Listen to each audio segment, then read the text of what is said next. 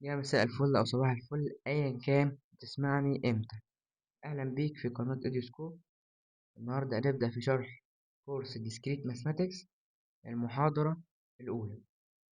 كورس ديسكريت ماثماتكس أو مادة ديسكريت ماثماتكس مادة يعني في منتهى السهولة، مش اللي هي المادة معقدة أو المادة سهلة بسيطة.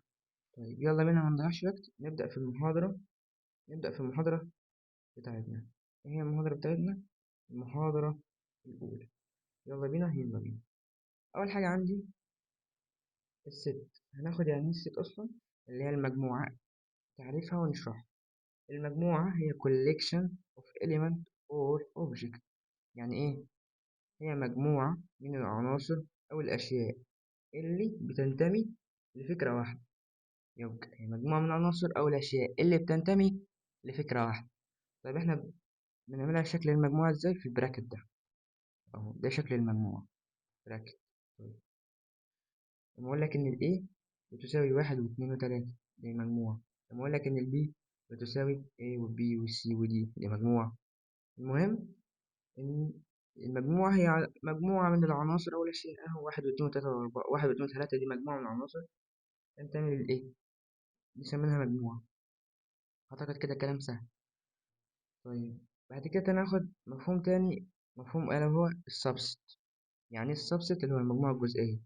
باختصار subset if every element of set A as although an element of set B.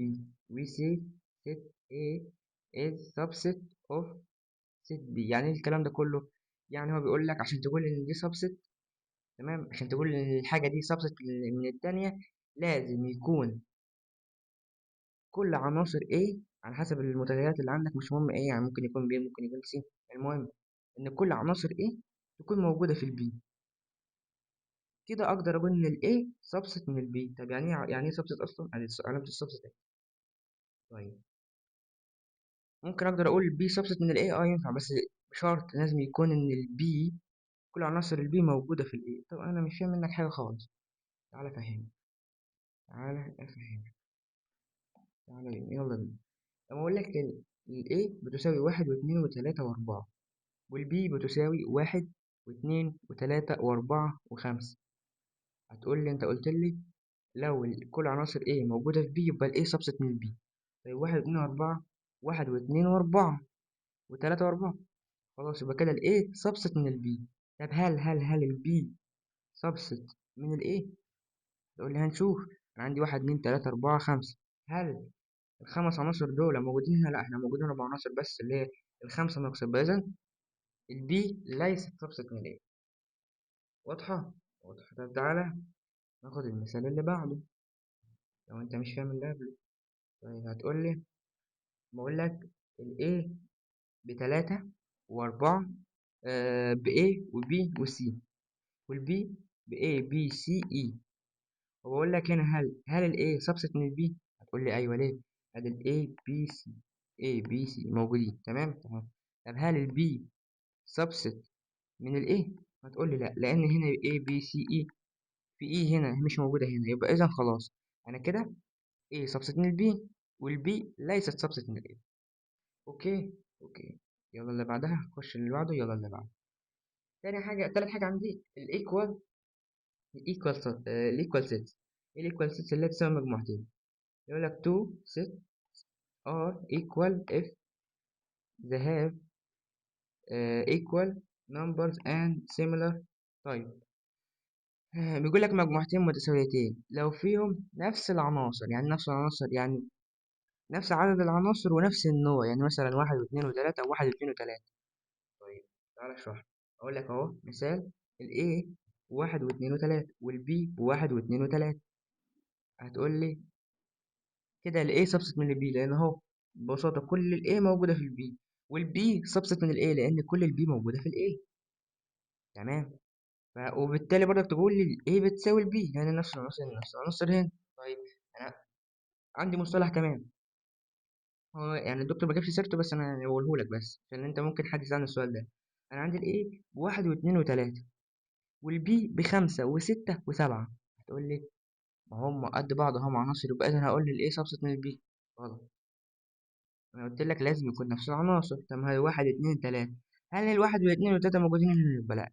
بس انا اقدر اقول مصطلح، انا اقول ال A equivalent بتكافئ ال B في عدد العناصر. تمام تمام. مش مهم أوي بس انت تعرف. طب تعالى ناخد مثال اشمل بقى. اقول لك ان ال A بواحد واثنين وتلاتة واربعة وخمسة، وال B بواحد واثنين واربعة، وال C بواحد وخمسة وستة. هتقول لي، او اقول لك هنا true false لو اللي انا كاتبه ده صح ولا غلط. هل ال B subset من ال A؟ هتقول لي البي سبست من ايه؟ يعني يعني ايه بي سبست من ايه؟ يعني انت بتقول لي لازم يعني يكون كل عناصر البي دي موجوده في الايه عشان اقدر اقول الكلام ده. طيب واحد اتنين اربعه موجودين في ايه؟ اه طبعا، ادي الواحد وادي الاتنين وادي الاربعه. يبقى دي اول واحده صح. طيب هل البي equivalent للسي؟ بتكافئ سي؟ ايوه، ثلاث عناصر ثلاث عناصر. تمام. طيب هل الاي ليست سبست من البي؟ ايوه. ليه؟ هتقول لي الاي فيها خمس عناصر، ده مبدئيا. البي فيها تلات عناصر، فكده كده مليون في المية مش سبست. طيب يبقى دي صح كمان. الايه سبست، في حاجة معلومة بقى، معلومة مهمة. أي مجموعة سبست من نفسها. أي مجموعة سبست من نفسها. أي مجموعة سبست من نفسها. يبقى الايه سبست من الايه، والبي سبست من البي، والسي سبست من السي. دي معلومة مهمة مهمة. خلصنا خلصنا. تعالى نخش على رقم أربعة. رقم أربعة الإمبتي ست، يعني المجموعة الفارغة. المجموعة الفارغة بمنتهى السهولة is a set with no elements. يعني ايه برضو الكلام ده؟ يعني هي المجموعة اللي ملهاش عناصر، أو أنا صح مفيهاش عناصر، اللي هي ايه برضو؟ اللي هي الفور. اللي هي ايه؟ الفور. طيب هتقول لي، لما أقول لك أنا مثلا إن الإي بتساوي براكت الفور، هنا هتقول لي هنا كان عندي كام عنصر؟ أنا عندي عنصر واحد. هتقول لي أنت قلت ما نحسبهاش عنصر؟ لا، ما هو طالما حاطها لي في براكت كده، فأنا بحسب اللي جوه البراكت، فكده عدد العناصر هنا عندي عنصر واحد اللي هو الفور. تمام. طيب لو الاف بتساوي الفاي، كده عدد عناصر صفر، مفيش اي عناصر. طالما حاطط لك الفاي وحدها كده، الفاي كده بصفر. تمام. هتقول لي انا مش فاهم الحته دي، فهمها لك تحت الجزئيه اللي جايه دي. السايز اوف ست، اللي هي عدد العناصر. طب عدد العناصر بنرمز لها ايه؟ ان اوف ايه، او ان اوف على حسب الست، على حسب اسم المجموعه اللي عندك، او ممكن نعملها كمان كده. دي هي. طيب لما اقول لك ان الايه بتساوي واحد واثنين واربعة وثمانية، واحد واثنين واربعة وثمانية، هات لي ال n of a اللي هو عدد العناصر. هتقول لي بهد العناصر اللي عندي في البراكت، ادي واحد اتنين تلاتة اربعة، اربع عناصر. طيب لما اقول لك ان السي بتساوي a و c و e، هات لي n of c. هتقول لي احد العناصر، واحد اتنين تلاتة، ادي تلات عناصر. مظبوط. الاي بتساوي 4، براكت 4. هتقول لي عدد العناصر n of e، هتقول لي صفر. اقول لك لا مش صفر. صفر ازاي وانا حاططها في براكت؟ يبقى واحد. لما اقول لك الاف بتساوي الفاي، هتقول لي ان اوف اف بصفر. عدد العناصر هنا ايه؟ صفر. اعتقد كده الصورة واضحة. لو ما كنتش فهمتها هنا، فانت كده فهمتها هنا اكيد. طيب تعالى للي بعدها، الباور ست. الباور ايه؟ ست. الباور ست بمنتهى السهولة بيقول لك the set of all subset، يعني كل المجموعات الفرعية الممكنة. يبقى الباور ست هو كل المجموعات الفرعية اللي ممكنة، اللي احنا ممكن نقدر نكتبها. طب رمزها ايه؟ B اوف اس، يعني نكتبها كده اهو. نفتح القوس كبيرة وبنكتب بي، وبنكتب اسم المجموعة. احنا اسمها ست، فبنحنا نكتب الاس، بس على حسب هو المجموعة اللي مدالك ايه ولا بي ولا سي وهكذا. طيب ايه القانون؟ ايه القانون عشان اعرف عدد الازواج اللي عندي، عدد العناصر اللي عندي جوه، العدد اللي انا هكتبه جوه البراكت يعني؟ يقول لك اتنين اس ان. اتنين اس ان. طب تعال ناخد مثال عشان انت بتدينا القانون مش فاهم حاجة. تعال لما اقول لك ان الايه بتساوي واحد واثنين وثلاثة، هات لي كل المجموعات الممكنة. طب انا هجيب عددهم الاول عشان اعرف اكتبهم، عشان لما اكتبهم اكون كتبتهم صح. عدد المجموعات الممكنه ان اقدر اكتبها هنا، انا مديك القانون 2 اس ان. ان اللي هو عدد العناصر. طب عدد العناصر هنا كام؟ ادي 1 2 3، ده عدد العناصر عندي. طيب هتقول لي البي اوف ايه؟ ده عدد العناصر عندي اللي احنا لسه جايبينه فوق. عدد المجموعات الممكنه اللي انا اقدر اكتبها 2 اس 3 ب 8، يبقى انا عندي هقدر اكتب 8 مجموعات. طب تعالوا نكتب البي اوف ايه. اول حاجه دي اساسيه عندك ثابته، بنكتب الفور. اعتقد كده ايه؟ واضحة. أول حاجة بنكتبها عندنا الفور، ما فيهاش فصول ولا فيها تقول لي هي بنكتبها الفور أول حاجة. تمام تمام. في أي مسألة زي كده هنكتب الفور في الأول. طيب. بعد كده هناخد إيه، هنعمل إيه؟ هناخد كل عنصر من العناصر دي في براكت لوحده. يبقى هنقول الواحد والاتنين والتلاتة كل واحدة في براكت. بعد كده هنرجع نعمل إيه؟ واحنا عندنا طبعا عدد المجموعات الممكنة 8. فأنت تقول أدي واحد أدي اتنين أدي تلاتة أدي أربعة. لسه قاعد لي 4 مجموعات هجيبهم منين؟ هقول لك أصبر. هنرجع ناخد الواحد مع الاتنين ومع التلاتة. هتقول لي اهو واحد واتنين وواحد وتلاتة. هرجع اخد بقى الاتنين مع التلاتة والاتنين مع الواحد. طيب الاتنين مع التلاتة انا هتبقى دي تلاتة مش واحد، معلش دي تلاتة. اتنين مع التلاتة. طيب واتنين مع الواحد. هقول لك اجي هنا بقى. اتنين مع الواحد، ما هو بص احنا كاتبين واحد واتنين اهي. لو كتبت اتنين وواحد، واحد واتنين هي اتنين وواحد. لان الترتيب في المجموع، الترتيب في المجموع مش مهم. الترتيب مش مهم، الترتيب مش مهم. فاتنين وواحد هي واحد واتنين، فمش هكتبها تاني. لأن لو كتبتها يبقى عندي كده 9. وأنا قلت لك إن المجموعات الممكنة 8. ولو كتبتها يبقى 9 فمش نكتبها. طيب.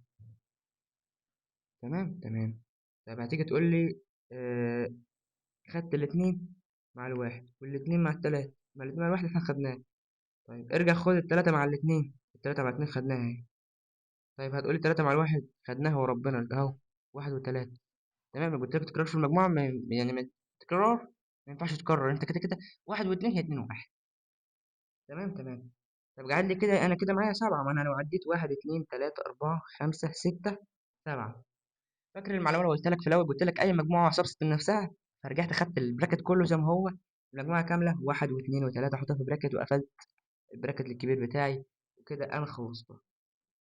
ببساطة اللي بتعمله إن أنت بتجيب عدد المجموعات اللي ممكنة اللي أنت تقدر تكتبها باللي هي 2 أس إن. الإن ده عدد العناصر.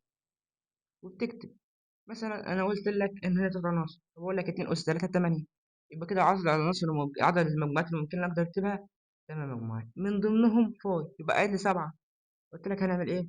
هناخد الواحد براكت واحد واثنين براكت لوحدها، ثلاثة براكت لوحدها. بعد كده نرجع ناخد الواحد مع الاثنين والاثنين مع الثلاثة والاثنين مع الواحد والاثنين مع الثلاثة والثلاثة مع الاثنين والثلاثة مع الواحد. بس اللي متكرر مش هنكتبه مرتين. يعني واحد مثلا كده كده هتلاقي متكرر عندك كتير فمش تكتبه غير مرة واحدة بس. وفي الآخر هترجع تاخد البراكت كله زي ما هو لأن قلت لك أي مجموعة تبسط النفس. أعتقد كده الموضوع سهل. طيب تعالى اللي عندي حاجتين كده على السريع كده. الفاينايت سيت والانفاينايت سيت. يعني فاينايت انفاينايت. الفاينايت اللي هي المجموعة المحدودة اللي لها آخر يعني عشان نقضي فيها بس. اللي هي لها عناصر محددة. لما أقول لك إن الإيه واحد واثنين وثلاثة وأربعة لحد 50. دي اسمها الفاينايت. تمام بمنتهى السهولة. طيب الانفينايت هتقول لي لحد ما لا نهاية. لما أقول لك إن الإيه واحد واثنين وثلاثة إلى ما لا نهاية. ده الفاينايت والانفينايت. كلام سهل كلام سهل. طيب تعالى بقى ناخد على العمليات على المجموعات. عندي كام عملية؟ عندي 5 عمليات. كام عملية؟ 5 عمليات. أول واحدة الاتحاد اللي هي اليونيون. أول حاجة إيه؟ الاتحاد. ورمز الاتحاد أكيد أنت عارفه أهو. اليونيون ده الاتحاد. طب الاتحاد إيه هو بقى؟ كل العناصر الموجودة في المجموعتين. لما أقول لك إيه اتحاد بي، هات لي اكتب لي كل العناصر اللي في الاي والبي بدون تكرار بدون تكرار بدون تكرار. يبقى اهو الاي اتحاد بي. القانون بتاع الاي اتحاد بي بيقول لك الاكس حيث ان الاكس تنتمي للاي اور اكس تنتمي للبي. يعني بيقول لك كل العناصر اللي في ايه وفي بي بس ما تكررش. ما تكررش العناصر. طب ما تديني مثال على السريع كده يلا بينا. لما اقول لك ان الاي بتساوي واحد واثنين وتلاتة والبي بتلاتة وأربعة وخمسة. أوبا أنا عايز إيه؟ اتحاد بي. أنا قلت لك كل العناصر. طيب تعالى ناخد إيه واحدة واحدة. الإيه عندي واحد واثنين وتلاتة فكتبتهم واحد واثنين وتلاتة. البي بتلاتة وأربعة وخمسة. أنا كتبت التلاتة مش هكتبها تاني خلاص فوقك منها. هكتب الأربعة وخمسة. يبقى الاتحاد بتاعي واحد واثنين وتلاتة وأربعة وخمسة. الغلطة فين بقى؟ إن أنت تاخد لي إيه وبي وتكتبهم زي ما هم وتكرر التلاتة مرتين. ما ينفعش. التكرار ما تكررش الأرقام في المجموع. ما تكررش الأرقام. تمام. يبقى انت بتكتب A و B زي ما هما بس بدون تكرار ارقام. تمام. ده بالنسبه للاتحاد. يبقى هو العناصر كل العناصر الموجوده في المجموعتين. تمام تمام. تعالى بقى العمليه التانية اللي هي التقاطع. الانترسكشن. الانترسكشن وادي رمز الانترسكشن اللي هو التقاطع بتاعي. ببساطة تقاطع يعني العناصر المشتركة بين المجموعتين. العناصر المشتركة بين المجموعتين. هتقول لي ايه تقاطع بي؟ ايه تقاطع بي؟ هقول لك الاكس، حيث ان الاكس تنتمي للايه and الاكس تنتمي للبي. يعني الاكس دي اللي انا عرفتها دي تكون موجودة في الايه وموجودة في البي. لما اقول لك رسم كروكي كده اهو، هات التقاطع فين؟ هتقول لي بمنتهى السهولة التقاطع اهو. التقاطع الجزء ده، مساحة الايد عادي. التقاطع الجزء ده اهو، الجزء ده اللي بالاحمر ده التقاطع بتاعي. تمام. تعال ناخد مثال عشان نفهم. لما اقول لك الايه بواحد واثنين وثلاثة واربعة، والبي بتلاتة واربعة وخمسة وستة، هتقول لي التقاطع فين؟ قلت لك المشترك. طب هل الواحد مشترك هنا وهنا؟ لا. هل الاثنين مشترك هنا وهنا؟ لا. هل التلاتة مشترك؟ اه. تلاتة هنا وهنا، فكتبت التلاتة. هل الأربعة هنا وهنا؟ اه. خلصت. أقول لي ما تكمل، أكمل ليه؟ مفيش عنصر هنا. هتقول لي في عنصر هنا، ما مفيش هنا، خلاص مش هكمل. تمام. أعتقد الموضوع سهل وبسيط، والكلام ده التقاطع والاتحاد والفرق والكلام ده واخدينهم ابتدائي بس. أهو بيزكس عشان تبدأ الكورس على نظافة يعني.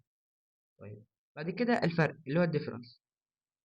ببساطة اللي هو الديفرنس يعني إيه؟ يعني العناصر اللي في المجموعة الأولى ومش في التانية. يعني مثلا أقول لك إيه فرق بي؟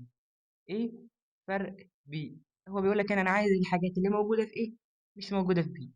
طب لما اقول لك بي فرق ايه، انا عايز الحاجات اللي موجوده في بي مش موجوده في ايه. بمنتهى السهوله، يلا بينا. ايه فرق بي؟ اقول لك الاكس، حيث ان الاكس تنتمي للايه. الاكس بتنتمي للايه and الاكس لا تنتمي للبي. يعني ايه؟ ببساطه اهو بيقول لك ان الاكس موجوده في ايه والاكس نفسها مش موجوده في بي. بسيطة جدا. يعني اللي موجود في ايه مش موجود في بي. طيب بي فرق ايه؟ خلاص بقى انت هتقرفنا معايا. الاكس تنتمي للبي and الاكس لا تنتمي للايه. بسيطة وسهلة. طب هناخد مثال، يلا بينا. بقول لك الايه بتساوي واحد وتلاتة وسبعة وتسعة، البي بتلاتة وخمسة وسبعة وأربعة. هات لي ايه فرق بي. ببساطة اللي موجود في ايه مش موجود في بي. طيب هل الواحد موجود في بي؟ لا. اكتبه. هل التلاتة موجودة في بي؟ موجودة. السبعة موجودة. التسعة مش موجودة فكتبتها. خلص. سهلة. طيب هات لي بي فرق ايه. اللي موجود في بي مش موجود في ايه. طيب هل التلاتة موجودة في ايه؟ موجودة. الخمسة موجودة. السبعة موجودة. الأربعة مش موجودة، كتبتها. خلصت مسألتي، خدت درجتي. تمام. طيب تعالى بقى رقم أربعة، الكومبلمنت اللي هي المكملة اللي هي بنرمز لها اس شرط. تمام. او ممكن تعملها اس سي، براحتك، اي دي او دي الاتنين صح. طيب بس قبل ما ناخد المكمله، في حاجه اسمها كل العناصر اللي بديها لك في الاول، اللي هي الفيرسيال ست، بنرمز لها برمز يو كده. دي بيبقى فيها كل العناصر. طيب انت بتقول لي مكمله ويونيفرسال ست ومش عارف ايه، طب ما تديني مثال وفهمني اللي انا هحتاجه ايه. يلا بينا. لما اقول لك اليونيفرسال ست بتاعتي، كل العناصر اللي عندي واحد واثنين وثلاثة وأربعة وخمسة وستة وسبعة وثمانية وتسعة. وبقول لك إن ال A بتاعتي اتنين وتلاتة وستة وتمانية. تمام. اوجد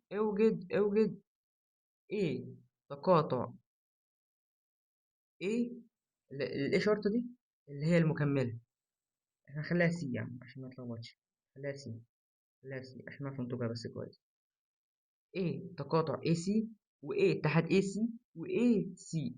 طيب تعالى بس نبدأ بالمشقلب، نجيب الاي سي الأول اللي هي مكملة. هجيب المكملة ازاي؟ هقول لك بمنتهى السهولة. انا عندي كل العناصر من واحد لتسعة. طيب هو الايه اداني فيها ايه؟ اداني اتنين وتلاتة وستة وتمانية. المكملة يعني باقي العناصر اللي هنا دي. يعني العناصر اللي هو الايه اللي موجودة في اللي هنا، يعني اشطب اللي موجود. الاتنين موجودة في ايه؟ اشطبها. والتلاتة موجودة، والستة موجودة، والتمانية موجودة. ايه العناصر اللي اتبقت؟ واحد، أربعة، خمسة، سبعة، تسعة. هي دي الايه سي بتاعتي اللي هي المكملة. يبقى المكملة جبتها ازاي؟ بمنتهى السهولة. بروح على اليونيفرسال سيت بتاعتي، لا، كل العناصر اللي عندي اللي هي اليو عندي بروح عندها وبشوف هو مثلا اعطيني ايه. بروح احذف عناصر احذف الاي دي من فوق. حذفت الاثنين والثلاثة والستة والثمانية اللي هم ادوهم لي. اللي اتبقى لي عندي كام؟ واحد، أربعة، خمسة، تسعة. دي بالنسبة لي بقت المكملة.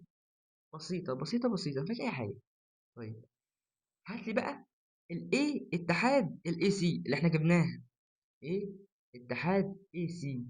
ركز بس كده. الاي اتحاد الاي سي، ما هي اللي هي كل العناصر. مش احنا، هو كان مديني الاي ورجعت جبت الاي سي برضه من اليو. يبقى اذا الاي اتحاد اي سي هي بعينها اليو، اللي هي كل العناصر اللي عندي اللي هي من واحد لتسعة. بسيطة بسيطة، حلو لما تكون فاهم. لما تكون فاهم تريح. طيب، لما اقول لك بقى هات لي التقاطع بين A و AC، ما بالمنطق والعقل مفيش فاي ليه؟ انا بقول لك الاتنين مكملين بعض، فمستحيل تلاقي حاجة مشتركة بينهم هما الاتنين. تمام تمام. موضوع سهل وممتع، يعني مفيش امتع من كده بصراحة. طيب، رقم خمسة مش جديد علينا، كلام قديم بتاع الترم الأول، هو كله بتاع الترم الأول أصلا. مثلا احنا بنقول الضرب الكارتيزي أو الكارتيزيان برودكت. طبعا أنا مش محتاج أقول لك يعني إيه، بس هقول لك. أنا عندي القانون بتاعي بيقول لك إيه؟ A برودكت B، بتفتح براكت وتقول أزواج مرتب، يعني تفتح براكت بعد كده أزواج مرتبة. أزواج مرتب عندي A B. طب ال A B دي إيه قصتهم؟ ال A أكيد بتنتمي لل A، وال B بتنتمي لل B. سهلة، مفيش أسهل من كده. بتعمل ايه؟ مثلا لما اديك مثال ال A ب A و B وال B بواحد واثنين وثلاثة، بتعمل ايه؟ بتاخد ال A مع الواحد ومع الاثنين ومع الثلاثة، وترجع تاخد ال B مع الواحد وال B مع الاثنين وال B مع الثلاثة. مش فاهم حاجة؟ تعال. هنعمل ايه؟ هناخد ال A مع ده كله وناخد ال B مع ده كله. طيب، امسح اللي انت عملته ده. طيب، تعال نعمل ايه؟ هناخد ال A مع الواحد، كتبتها هذا ال A مع الواحد. البي لا خلاص، احنا هنكمل بقى على الايه. الايه مع الاثنين كتبتها، الايه مع الاثنين، والايه مع الثلاثه كتبتها. هنرجع ناخد البي مع الواحد، البي مع الواحد والبي مع الاثنين والبي مع الثلاثه. تمام. هو ده الضرب الكارتيزي، هو ده الضرب الكارتيزي. طيب، انا عايز اتاكد ان انا حل صح. هتعمل ايه؟ هقول لك بمنتهى البساطه. هتضرب A في B، اللي هو عدد، يعني عدد الازواج المرتبه. انا عايز اعرف العدد الازواج المرتبه دي انا مطلعها صح ولا غلط. هما كام زوج هنا؟ هنا ست ازواج. ادي اربعه واتنين ست. فهتقول لي هضرب عدد عناصر المجموعة دي في عدد عناصر المجموعة دي. طيب، عدد عناصر المجموعة A باتنين، عدد عناصر المجموعة B بتلاتة. اتنين في تلاتة بستة. وأنا مطلع كام مجموعة؟ بطلع كام زوج مرتب؟ ستة. أدي واحد اتنين تلاتة أربعة خمسة ستة. ستة أزواج مرتبة. كده أنا حلي صح وزي الفل. كده أنا خلصت لك كل البيزكس اللي عندنا. طيب، هتقول لي أمال إيه الجاي ده؟ ده اللي خدناه في المحاضرة بقى. هو بعينه، هو بعينه، بس في حاجات اختلافات بس. مصطلحات مختلفة أو حاجة زي كده، بس هوريك إن إحنا ندولك في البيزكس في الأول. تعالى ناخد السيتس اللي خدناها لسه واخدينها. إيه اللي هناخده في السيتس اللي هو عايز كان يدولنا؟ الكارديناليتي. ايه الكارديناليتي؟ اللي هو عدد العناصر. يا راجل، ما هو السايز اوف سيت. هو بس اختلف ال- المصطلح مش اكتر. اهو السايز اوف سيت، ان اوف ويت. طب تعالى اهو، هنا ادانا ازاي هو اهو ان اس. هي ايه؟ او بنكتبها كده زي ما قلت لك. طيب، تعالى نطبق تاني كمان وكمان. لما اقول لك الايه بتساوي واحد واتنين وتلاتة، هات لي الايه عدد العناصر بتلاتة. ان اوف ايه هي بين عدد العناصر بتلاتة. مفيش اي حاجة، موضوع سهل. تعالى بقى نخش على جزئية سبست وتنتمي. احنا خدنا السبست، بس عارف اقول لك تنتمي او لا تنتمي. قبل ما نقول لك تنتمي وسبست والكلام ده، خليك عارف ان الانتماء للعناصر. الانتماء للعناصر يعني ايه؟ الانتماء للعناصر هفهمك دلوقتي. الانتماء للعناصر والمجموعة الجزئية اللي هي السبست للمجموعات. يعني ايه؟ يعني لما اكتب لك عنصر لوحده كده، مثلا واحد اتنين تلاتة اربعة، اي عنصر، وكتبت لك جنبه تنتمي، فانت كده كاتب صح. لكن ما ينفعش تقول لي الاتنين سبست من الايه. غلط. انا بقول لك السبست للمجموعات. عشان تقول لي دي سبست لازم تحطها في براكت. هتقول لي انا مش فاهم منك حاجه، اصبر وهفهمك كل حاجه. عارف. انا قلت لك ماشي. على المثال اللي عندنا ده، لما اقول لك الواحد تنتمي للايه. الواحد تنتمي لايه؟ اه صح. طب ليه؟ انا قلت لك الانتماء للعناصر. طب الواحد ده عنصر، فاوريدي تمام كده تمام. طب هل الأربعة تنتمي للإيه؟ الأربعة والله لو موجود هقول تنتمي، مش موجود هقول لا تنتمي لأن ده عنصر. يبقى الأربعة موجودة هنا مش موجودة، يبقى لا تنتمي. فل. طب لما أقول لك الواحد وحطه في براكت، الواحد سبست من الإيه؟ اه ليه؟ أنا قلت لك المجموعة الجزئية للمجموعات وأنا حاططها لك في مجموعة أهو، يبقى سبست. طب الاتنين سبست من الإيه؟ اه موجود سبست، هحطها لك في مجموعة. طب التلاتة سبست من الإيه؟ حصل. عرفت بقى ايه الفرق بين الانتماء والمجموعة؟ الانتماء للعناصر، والمجموعة الجزئية اللي هي السبست للمجموعة.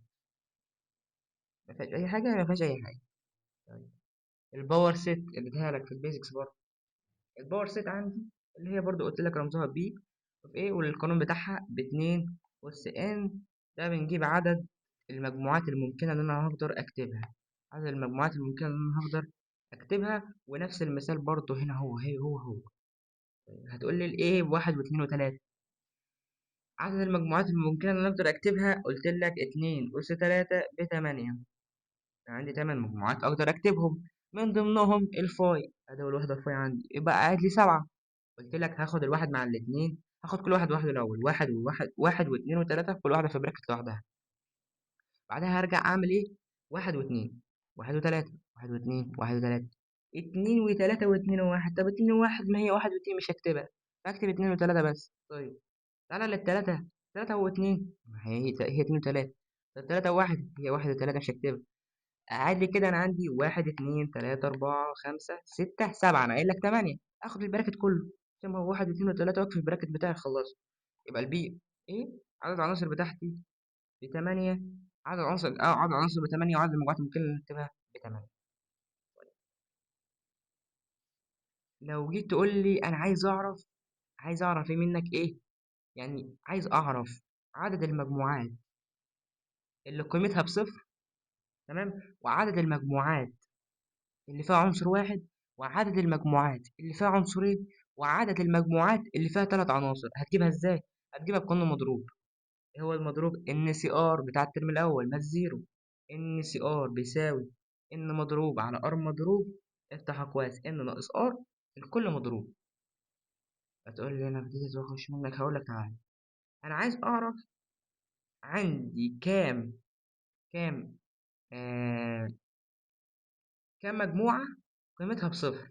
هتقول لي أنا عندي ال NCR، ال N دي جيبها منين؟ ال N دي اللي هي عدد العناصر. طيب عدد العناصر عندي هنا بكام؟ في المجموعة بتلاتة، فخلاص هكتب تلاتة سي صفر. طب الصفر ده ليه؟ أنا بقول لك أنا عايز أعرف عدد المجموعات اللي هي بقيمتها بصفر، وأنت كده كده عارف إن أول كده كده في أي مجموعة فيها قيمة واحدة بصفر اللي هي قيمة الفاي. فهتقول لي أفك التلاتة سي صفر إزاي؟ قلت لك إن مضروب، تلاتة مضروب يبقى تلاتة في اتنين في واحد على الار مضروب بصفر. طب ان ناقص 3، 3 ناقص صفر بتلاتة، 3 مضروب اللي هي 3 في 2 في 1، هتطيروا مع بعض هيديني واحد. طب هل فعلا في مجموعة واحدة أو قيمة واحدة هي بصفر؟ اه اللي هي الفاضي. طيب أنا عايز أعرف عندي كام مجموعة فيها عنصر واحد فقط. قلت لك ال n بتلاتة سي 1 ليه 1؟ بقول لك أنا عايز أعرف عدد المجموعات اللي فيها عنصر واحد. طيب يلا بينا. هتقول لي فوق 3 في 2 في 1، تحت الار مضروب بواحد فوقك منه، 2 3 ناقص 1 باتنين، 2 مضروب 2 في 1 يبقى طاير، اديني 3. كلامي صح ولا غلط؟ تعال، 1 2 3، ادي التلات عناصر عندي اهو، 3 3.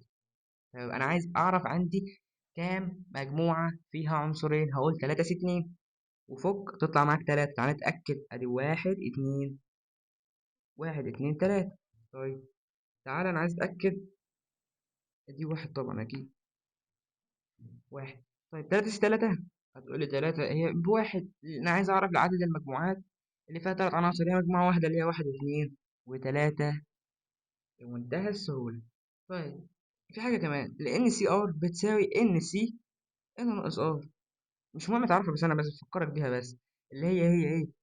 إن أنا عايز أقول لك إن ال إن تلاتة سنين، أو ما علينا بس فكك، أنا أقول لك فكك منها خالص عشان ما تلخبطكش.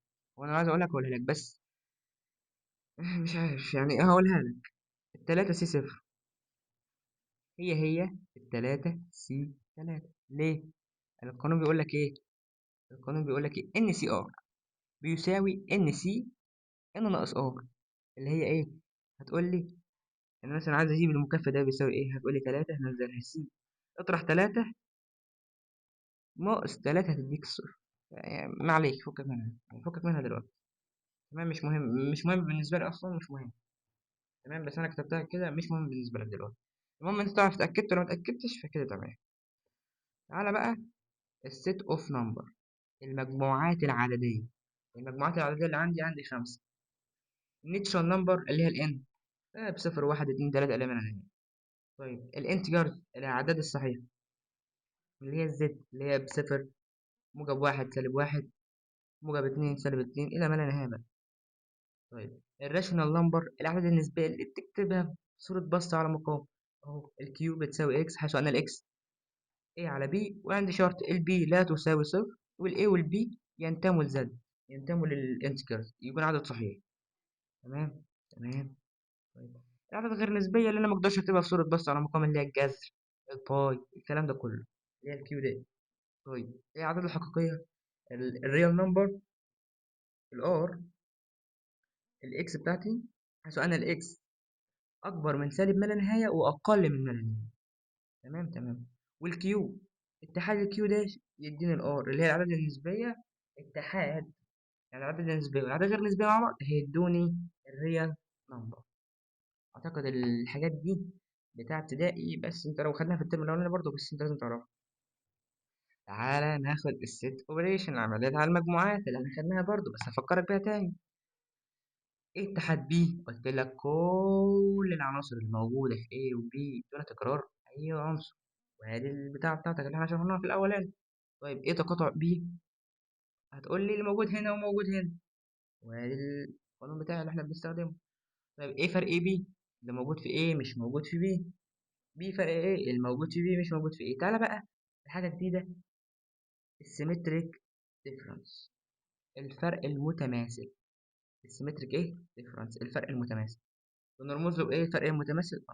علامه البلس في دايره، ده الفرق المتماثل. طب ايه قانون الفرق المتماثل؟ الفرق المتماثل بيقول لك ايه فرق بي، يعني هات لي الايه فرق بي اتحاد البي فرق ايه. هتقول لي انا مش فاهم القانون، هفهمه لك وانا هنحل. هنحل مثال تحت على طول دلوقتي. A فرق B اتحاد ال B فرق A، أو يساوي A اتحاد B فرق A تقاطع B. وأنا أنصحك ما تستخدمش ده إلا لو أجبرك عليه. يعني لو جالك أجبرك عليه، يعني مثلا لو جاب لك القانون، أنا عايزك قصيغة القانون في الامتحان، اكتب له الاتنين ماشي. بس لو هتحل وأنت معاك الاتنين دول، حل بيهم، بلاش ده. تمام، وممكن تحل بيه عادي، بس أنا بقول لك بلاش. تمام، بس أنت لازم تحفظ الاتنين. طيب المكملة الكومبليمون قلتها لك، اللي هي الاس شرطة أو الاس سي. طيب اليو دي اللي هي اليونيفرسال سيت، كل العناصر لسه قايلها لك في الأول في أول الفيديو. طيب تعالى بقى نربط الدنيا ببعضها. أو أنا قلت لك برضه، بس أنا هلعت رسم في الأول، أنا قلت لك من غير رسم. طيب تعالى وليكن أنا عندي، تعالى نكبر الرسمة دي ونركز في الرسمة دي. أنا عندي المربع الكبير ده، المربع الكل الكبير الأسود ده، هنعمل كل حاجة بلونها بس، كل حاجة بلونها. المربع الأسود الكبير ده، أو المستطيل الأسود الكبير ده، اللي هو اليو، اللي هو كل العناصر. تمام. وعندي الدايرة اللي في النص دي هي ايه، وعندي الخطوط دي المكملة. الموضوع بسيط يعني، مفيهوش حاجة. أنا قلت لك إن اليو كل العناصر، وأنا مديتك الإيه. أنا هات لي بقى المكملة، المكملة اللي هي الأزرق ده، المكملة الأزرق أهو. ده كده أنا كملت المستطيل بتاعي، وقلت لك إن الإيه اتحاد الإي سي بيديني اليو أهو. بس هنا على هيئة رسم، أدي الإيه اتحاد الإي سي هيديني اليو اللي هي كل العناصر. وقلت لك التقاطع بين الاي والاي سي، التقاطع بين الاي والمكمله بتاعته فاي، مفيش تقاطع. لما اقول لك مكملين لبعض مفيش تقاطع، قلتها لك في الاول، بس هنا على هيئه رسم. طيب تعالى نرسم الاتحاد والتقاطع والفرق. تعالى يلا بينا، يلا بينا. لما اقول لك ايه تقاطع بي، رسمتها لك والله. ايه تقاطع بي؟ اهو الجزء اللي متقاطعين فيه ده، المشتركين فيه اهو. طيب هات لي A اتحاد B. كل A وB اهو، كل A وB. طيب لما اقول لك هات لي A فرق B، اللي موجود في A مش موجود في B الجزء ده. طيب اللي موجود في B مش موجود في A الجزء ده. شفت الموضوع سهل ازاي؟ طيب السيمتريك ديفرنس اللي هو ال A سيمتريك، انا عايز السيمتريك ديفرنس لل A وال B. هتجيبها ازاي؟ قلت لك القانون بتاعك A فرق B اتحاد ال B فرق A. هتقول لي هي فين على رسم الحتة دي؟ هقول لك تعالى. عارف هي فين؟ هقول لك. السيمتريك ديفرنس ده اللي هو الجزئين ده، اللي هو الجزء ده والجزء ده. فهمت بقى؟ ده السيمتريك ديفرنس بتاعنا، ما بناخدش دي.